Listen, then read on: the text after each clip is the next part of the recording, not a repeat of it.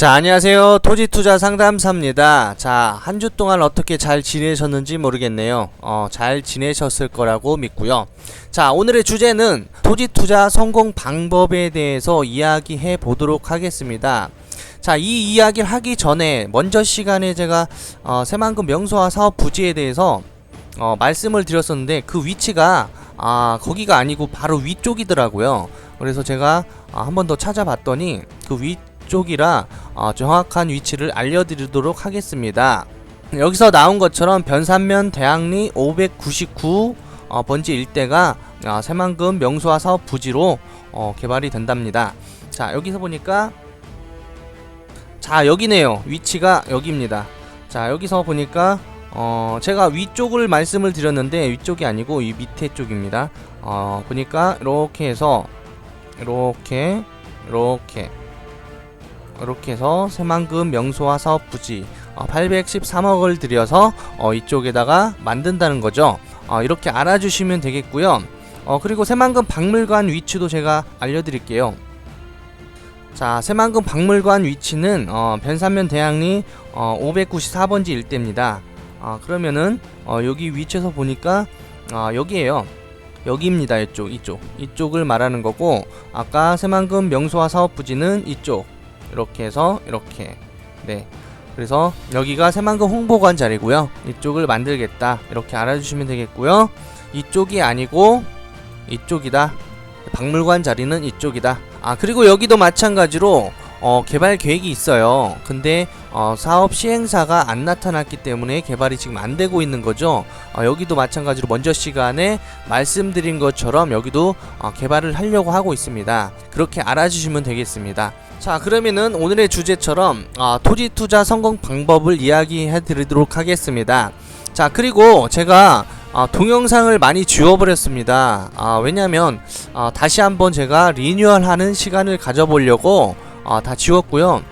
리뉴얼하는 걸 마찬가지로 토지 공부, 어떤 성공할 수 있는 방법이라든가 기법들, 또 노하우, 이런 것들을 여러분들과 다시 한번 나눠보려고 다 지워버렸습니다. 다시 녹화를 시작할 겁니다. 자, 그러면 본론으로 들어가 토지 투자에서 성공하려면 무엇을 알아야 될까요?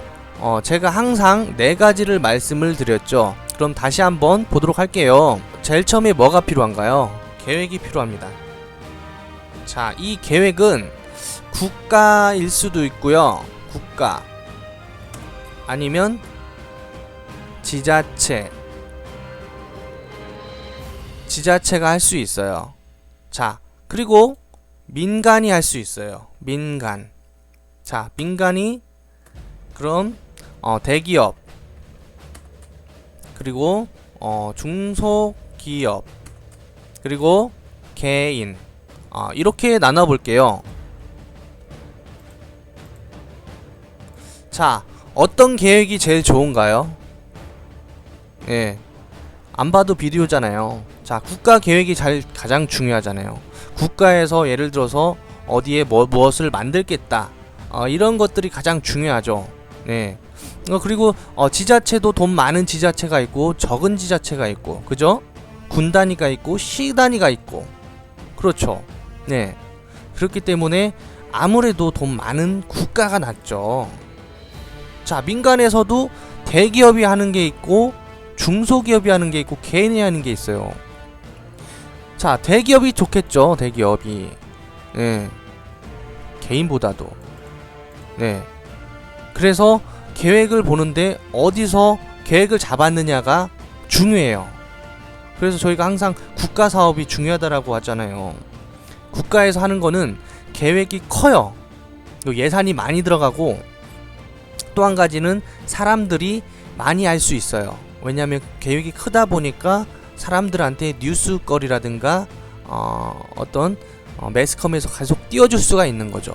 그래서 사업은 국가 사업 위주로 하고, 국가 사업이라고 해도 어떤 인구 유발이라든가 아니면 기반시설 같은 것들, 왜냐하면 기반시설이 들어가야 발전이 되잖아요.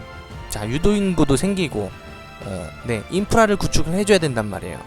그런 사업들, 그런 것들이 좋다라고 보셔야 되는 거예요. 그래서 이런 쪽이 돈이 많이 몰려가는 거죠. 그렇습니다. 그리고 또 한 가지가 보니까 입지를 보잖아요. 입지, 그죠? 입지인데 현재의 주변 환경이라든가 이런 게 입지예요. 그리고 앞으로 주변 환경이 어떻게 달라질 것이냐, 그런 것들을 보는 게 입지예요. 예를 들어서 주변에 묘가 많이 있을 수도 있고, 아니면 축사들이 많이 있어서 입지가 안 좋을 수도 있는 거고, 앞으로는 그런 것들이 없어지고 도시가 만들어지면 또 입지가 좋은 거고. 네. 그리고 가장 중요한 건 또 도로망이 어떻게 뚫리느냐가 또 중요합니다. 입지는 또 이렇게 보는 거예요. 네. 그래서 현재든 그리고 미래, 이렇게 보는 게 입지입니다. 네. 우리가 입지값이라고도 얘기하죠. 그리고 또 세 번째로 용도지역.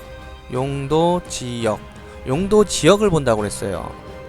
자, 용도지역을 보는 게, 용도지역으로 우리나라가 4가지 용도지역으로 개발을 할 수 있고 보전을 할 수 있고 이렇게 나눠진단 말이에요.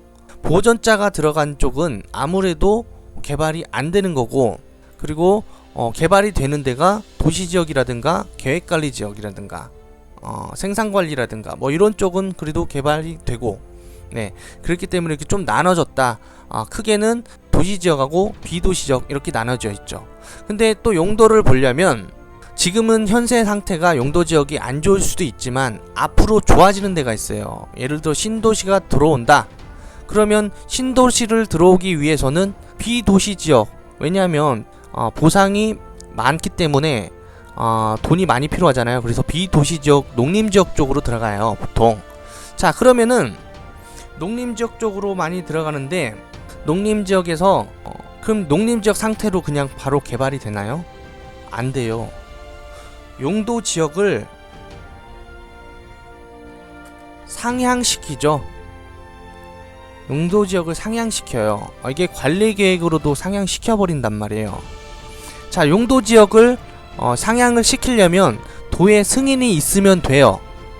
도의 승인이 있으면 해준단 말이에요. 그러니까 부안이니까 저희가 이제 부안을 많이 하잖아요. 그럼 부안군청에서 계획을 잡고 수립을 하고 입안을 할 거 하고 해서 도의 승인이 받으면 용도지역이 바뀐다고요. 관리계획으로도 용도지역은 바꿔버린단 말이에요. 우리가 공공용도로 필요하면 바꿔버리는 게 용도지역이에요. 그래서 용도지역이 안 바뀐다라고 생각해버리면 또 안 된다는 거죠. 초보자들이 얘기하는 게 그거예요. 우리가 용도지역 보통 보면 그냥 계획관리지역 사세요, 뭐 도시지역 사세요 라고 얘기를 하는데, 초보니까 그렇게 하는 게 맞긴 해도 그 주변이 개발을 하려면 용도지역을 풀어버린다고요. 그래야 개발을 할 수 있기 때문에 그런 거예요. 네, 이게 함정이죠, 이게. 네. 모르는 사람들은 그냥 단순히 도시지역이니까 그냥 여기가 된다라고 보시면 안 되고요. 예를 들어 신도시가 만들어진다, 비도시지역에, 그럼 용도지역 다 풀어버린다고요.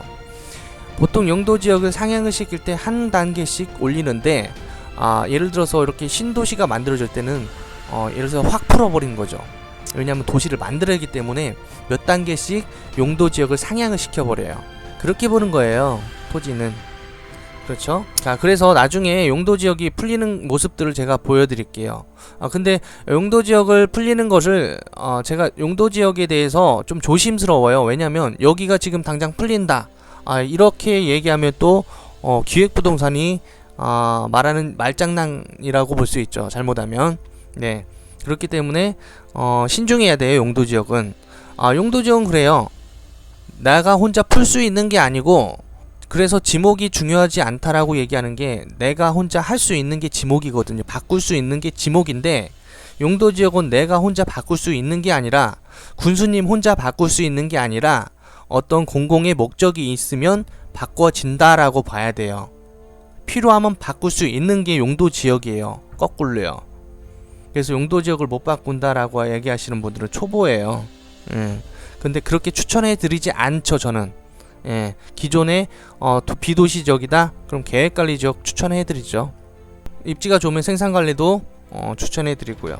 자, 그러면 용도지역 이렇게 대략 봤고요. 그러면은 한 가지 더 규제를 볼게요. 규제. 규제는 용도 지역에서 어느 정도 규제를 해요.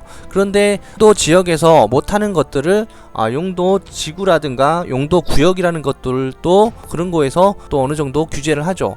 그리고 지자체의 조례를 통해서 또 규제를 한단 말이에요. 그래서 이런 것들을 봐야 토지의 어떤 규제를 많이 볼 수가 있어요. 그렇게 알아주시면 되겠습니다. 크게는 이렇게 4가지를 본다고 했어요. 계획, 입지, 용도지역 규제. 제가 또 몇 가지를 말씀을 드리자면 땅 가격이 오르려면요 수요와 공급이에요. 자, 우리가 가격이 형성되는 게 보면 수요와 공급에 따라서 가격이 형성이 되는데 여기에 보니까 호재라는 게 또 있고 이슈에 따라서 수요자들이 만들어지고 토지 가격이 오르게 되어 있죠. 그렇죠. 네, 이렇게 보셔야 되는 거예요. 그리고 또 한 가지가 또 뭐냐면요 시세 파악을 잘 하셔야 된다. 성공하려면 예를 들어서 제가 봤을 때 100만원짜리 토지예요. 그런데 좀 급매로 나왔어요. 그러니까 80만원이 나왔다. 자, 근데 좀 여유가 있고 좀 입지값이 조금 더 낮다라고 보니까 120만원짜리가 또 있다. 자, 한 필지도 토지 하나가 또 이렇게 달라질 수가 있어요. 제가 봐도 어떤 부동산은 100만원 보고 어떤 부동산에선 120만원을 볼 수도 있고 어떤 부동산에선 80만원이라고 볼 수도 있는 거예요. 근데 보통 수준은 이 수준이에요. 이 정도에서 왔다 갔다 예를 든 거예요. 네, 보통 이 수준이면 납득할 수준이 되잖아요. 그리고 호재가 있는 지역은 한 달 전만 해도 100만원이었는데 120이 될 수 있고 130이 될 수도 있어요. 이 정도까지는 납득이 가능하잖아요. 그죠? 그런데 어떤 부동산들은 150만원을 말하고 어떤 부동산 갔더니 200만원을 말하더라. 이거는 많이 잘못된 거죠. 시세라는 게 대략적으로 있단 말이에요. 이렇게 어느 정도 플러스 마이너스가 있어요. 예. 급매면 이렇게 살 수도 있는 거고. 근데 호재가 많은 지역은요 급매라고 해도 가격이 비싸요. 비쌀 수밖에 없어요. 급매도 잘 나오기가 또 어렵고요. 그래서 계속 올라가는 게 맞아요. 근데 예를 들자면 150, 200, 뭐 300 뭐 이렇게 파시는 분들도 계신데 이거 같은 경우에는 굉장히 잘못된 거죠. 예, 이런 걸 사게 되면 잘 산 게 아니잖아요. 예. 몇 년은 더 지나야 오를 거 아니에요, 이건. 그런데 문제는 투자는 타이밍이에요. 몇 년 후에 이렇게 올라갈 수도 있겠지만 몇 년 후에 시장이 안 좋아지면 못 팔 수도 있어요. 시세 파악을 잘 하셔야 돼요. 그리고 또 한 가지가 보면 투자는 타이밍이다 라고 할 수 있어요. 왜냐하면 분명히 토지 가격이 이렇게 올랐다 뭐 이런 식으로 계단 형식으로 토지 가격이 올라요. 분명히 예를 들어서 여기서 사서 이렇게 올라가서 팔면 좋겠지만 예를 들어서 여기서 사서 여기는 보합 구간이거든요. 네, 여기서 팔려고 했더니 여기서 한 3년 걸렸다. 보합이란 말이에요. 보합. 3년 동안 기다려 봤더니 안 오르더라. 그러니까 못 참고 파시는 분들이 있어요. 그리고 또 과도한 대출을 받으신 분들이 또 팔게 되죠. 급하니까. 그러니까 타이밍에 따라서 이게 달라질 수 있는 거죠. 그러니까 이 구간만 사는 거죠. 이 구간, 올라가는 구간, 이 구간 초에 사는 거죠. 이렇게. 그 구간이 처음에 구간은 계획 단계고 두 번째가 이제 공사 단계 그리고 완공 단계. 보통 이렇게 나와요. 근데 우리 같은 경우에는 한 이쯤에 판단 말이에요. 완공 전에 팔아요. 저희 같은 경우는 그래요. 왜냐면 다른 분들도 이만큼은 먹어라. 다른 분들도 남아야 살 거 아닙니까? 그죠? 그렇기 때문에 이렇게 보는 거예요. 이게 지가 3승 법칙이라고 하는 거예요. 요걸 알아야 돼요. 제가 좋아하는 새만금이 지금 계획 단계가 이렇게 있다가 지금 예산이 면서 계획 단계에서 이제 착공 단계로 지금 거의 넘어오고 있단 말이에요. 근데 새만금 같은 경우에는 20년 개발이라고요. 그래서 이게 주기가 굉장히 커요. 주기가 굉장히 크단 말이에요. 그러니까 올라갈 것도 많고 계속 여기처럼 크게는 3단계지만 이 내부적으로는 계단 형식이 몇 개 더 있는 거죠. 왜냐면 호재가 1년에 하나씩 터질 수도 있고 뭐 2년에 하나씩 터질 수 있고 계속 터져요. 새만금은. 그래서 크게는 이렇게 돌아가지만 세부적으로는 또 이 안에는 또 계단 형식으로 또 되어 있는 게 새만금이에요. 계속 호재가 터져 주거든요. 그래서 새만금이 제일 좋다라고 계속 말씀을 드렸던 거고요. 네. 자, 이렇게 이 정도만 봐도 토지 투자에 성공할 수 있는 거죠. 자, 여러분들은 그래서 이런 지역을 유심히 관찰해야 되고요. 그리고 착공전에 있다거나, 자, 공사가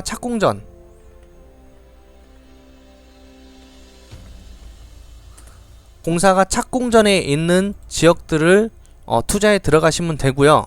또 한 가지 보려면 신규 사업 초창기 때 들어가셔야 된다는 거죠. 이것도 마찬가지. 신규 사업은 예를 들어서 계획 단계에서 없어질 수도 있거든요. 그런데 그래서 우리가 착공 단계에 보통 들어가거든요. 근데 신규 사업이라고 해도 이게 어떤 사업이냐가 다 달라요. 그래서 계획을 잘 보셔야 돼요. 계획 단계에서 보면은 어떤 뭐 국가 사업 같은 경우에는 어떤 계획들이 쫙 나열되어 있단 말이에요. 예를 들어서 뭐 수요 조사를 한다거나 뭐 사전 타당성 검토가 통과가 된다거나 예비 타당성 검토가 통과가 된다거나 그러면 굉장히 많이 된 거란 말이에요. 진행이 된 거예요. 이 같은 경우엔 그런 걸 보셔야 돼요. 그리고 공사 착공하기 전에 실시 계획인가라는 걸 또 한단 말이에요. 그리고 착공을 한단 말이에요. 이런 계획들을 잘 보셔야 된다는 거예요. 이런 것만 보시면요, 토지 투자요 실패할 일이 없어요. 우리나라가 정말 다시 IMF가 또 온다거나 어떤 천재지변이 온다거나 그러면은 또 문제가 있을 수 있죠. 예, 그렇지만 보편적으로 보면 이런 단계, 이런 절차대로 보시면 무조건 성공하는 거예요. 네, 그렇게 알아주시면 되겠고요. 자, 오늘 첫 시간에는 이 정도로만 할 거고요. 다음 시간부터는 뭐 도로라든가 어떤 계획 보는 방법이라든가 뭐 입지 보는 방법, 규제 보는 방법, 용도지역 보는 방법, 타이밍 잡는 법 이런 거 다 알려드릴 거예요. 네, 그러니까요 열심히 여러분들도 공부하시고 저도 공부를 계속 하고 있어요. 그렇기 때문에 함께 부자 되는 게 맞는 거지, 저만 부자가 된다고 해서 좋은 건 아니죠. 같이 부자가 되고 여러분들도 부자 되면 저한테 뭐 차 한 잔이라도 대접할 거 아닙니까? 네, 그렇죠? 그렇게 생각해 주시면 되겠고요. 자, 그리고 제가 구독자 수가 389명이 됐네요. 네, 감사드리고요. 자, 제가 한 500명 정도 가면은 제가 조금 많이 힘을 내서 비법이라든가 노하우 같은 것들을 좀 많이 공개를 할게요. 예. 자, 500명 되는 그날까지 화이팅 하시고요. 자, 여러분들 성공 투자해서 돈 많이 버시고 행복하시기 바라겠습니다. 자, 고맙습니다.